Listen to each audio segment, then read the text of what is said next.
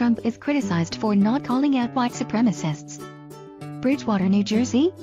President Trump is rarely reluctant to express his opinion, but he is often seized by caution when addressing the violence and vitriol of white nationalists, neo-Nazis and alt-right activists, some of whom are his supporters. After days of genially bombastic interactions with the news media on North Korea and the shortcomings of congressional Republicans, Mr. Trump on Saturday condemned the bloody protests in Charlottesville, Virginia, in what critics in both parties saw as muted, equivocal terms. During a brief and uncomfortable address to reporters at his golf resort in Buckminster, NJ, he called for an end to the violence, but he was the only national political figure to spread blame for the hatred, bigotry and violence that resulted in the death of one person too.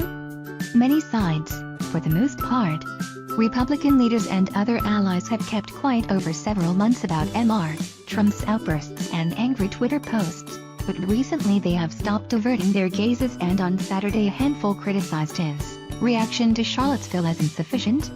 Mr. President? We must call evil by its name, tweeted Senator Cory Gardner, Republican from Colorado, who oversees the National Republican Senatorial Committee, the campaign arm of the Senate Republicans. Continue reading the main story-related coverage. Opinion contributing op-ed writer Charlottesville and the Bigotocracy. August 12, 2017. Man charged after white nationalist rally in Charlottesville ends in deadly violence. August 12, 2017. White nationalists march on University of Virginia. August 11, 2017. Airbnb cancels accounts linked to white nationalist rally in Charlottesville. August 9, 2017. These were white supremacists and this was domestic terrorism, he added, a description several of his colleagues used. Mike Huckabee, the former Arkansas governor and the father of the White House press secretary, Sarah Huckabee Sanders, did not dispute Mr. Trump's comments directly, but he called the behavior of white nationalists in Charlottesville evil. Democrats have suggested that Mr. Trump is simply unwilling to alienate the segment of his white electoral base that embraces bigotry. The president has forcefully rejected any suggestion he harbors any racial or ethnic animosities, and points to his son-in-law, Jared Kushner, an observant Jew, and his daughter Ivanka, who converted to the faith, as proof of his inclusiveness. In one Twitter post on Saturday, Mr. Trump nodded to that inclusiveness. We must remember this truth. No matter our color, creed, religion or political party, we are all Americans first. The president wrote, a statement that had echoes of his campaign slogan, America First. But like several other statements Mr. Trump made on Saturday, the tweet made no mention that the violence in Charlottesville was initiated by white supremacists, brandishing anti-Semitic placards, Confederate battle flags, torches and a few Trump campaign signs. Mr. Trump, the product of a well-to-do, predominantly white Queens enclave who in 1989 paid for a fulged ad in the New York Times, calling for the death penalty for 5 black teenagers convicted but later exonerated of raping a white woman in Central Park, flirted with racial controversy during the 2016 campaign.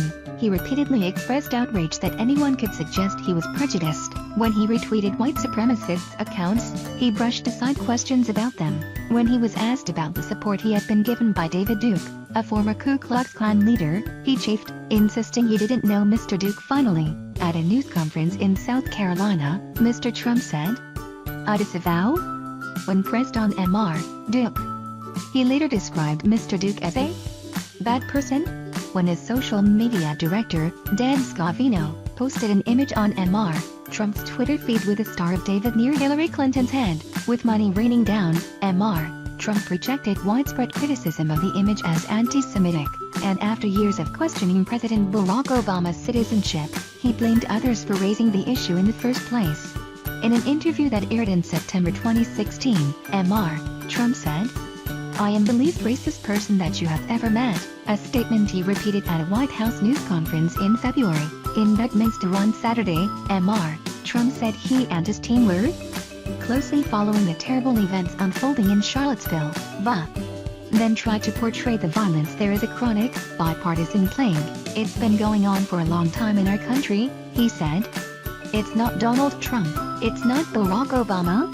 Mr. Trump did not single out the marchers, who included the white supremacist Richard Spencer and Mr. Duke, for their ideology, while Democrats and some Republicans faulted Mr. Trump for being too vague. Mr. Duke was among the few Trump critics who thought the president had gone too far. "I would recommend you take a good look in the mirror and remember it was what Americans who put you in the presidency, not radical leftists," he wrote on Twitter. Shortly after the president spoke, the Department of Justice announced late Saturday that it was opening a civil rights investigation into the circumstances of the deadly vehicular incident, to be conducted by the FBI, the United States Attorney for the Western District of Virginia, and the Department's Civil Rights Division. The violence and deaths in Charlottesville strike at the heart of American law and justice, Attorney General Jeff Sessions said in a statement. "When such actions arise from racial bigotry and hatred, they betray our core values and cannot be tolerated." The president remained silent on the violence for most of the morning, even as House Speaker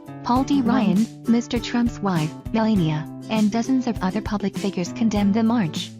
Mrs. Trump, using her official Twitter account, wrote, "Our country encourages freedom of speech, but let's communicate with all hate in our hearts. No good comes from violence. Sharp Charlottesville." Mr. Ryan was even more explicit. "The views fueling the spectacle in Charlottesville are repugnant. Let it only serve to unite Americans against this kind of vile bigotry," he wrote on Twitter at noon, around the time that Gov. Terry McAuliffe declared a state of emergency in the city.